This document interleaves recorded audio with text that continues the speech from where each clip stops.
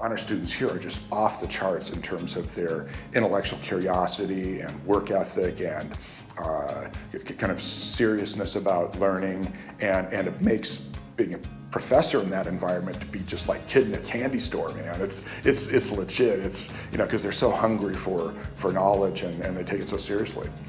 I can bring those kind of intense, you know, integrative and synthetic questions in my honors classes, and they just, you know, 6 hands go up and they're on that, and that makes it a joy. I think driven. I would say the drive that I see in honors students is a constant across student drive, and certainly intelligence. All of them seem to be very driven and very bright, and that's a fun group to work with. For me, the big moment was the first time I taught it, and I walked in with a syllabus having taught grad students my whole life. After 3 weeks, I had to destroy the whole thing. The whole syllabus had to be shredded, and I had to start from scratch, because these kids were so much more engaged than I was expecting. They knew so much information and they were willing to go out and find so much additional information. I had to turn the classroom into more of a real world experience.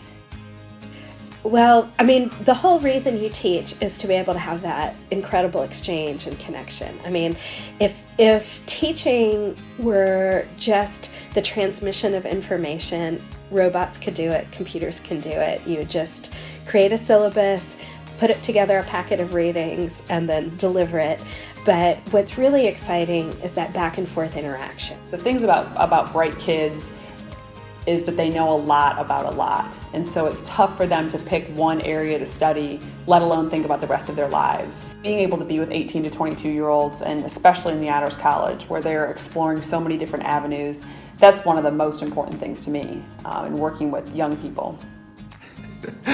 This is maybe a bad example, but you know, for some reason, what comes to mind is that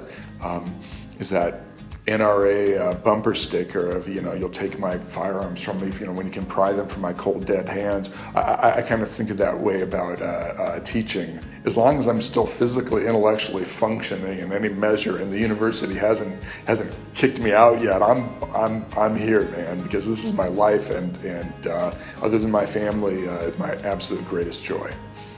My best advice for parents of honor students: encourage your kids to take risks and perhaps fail. And the one thing I would say to parents is to stay engaged and talk to your students about what they're learning. Oh, that's easy. I would say you folks did a really good job.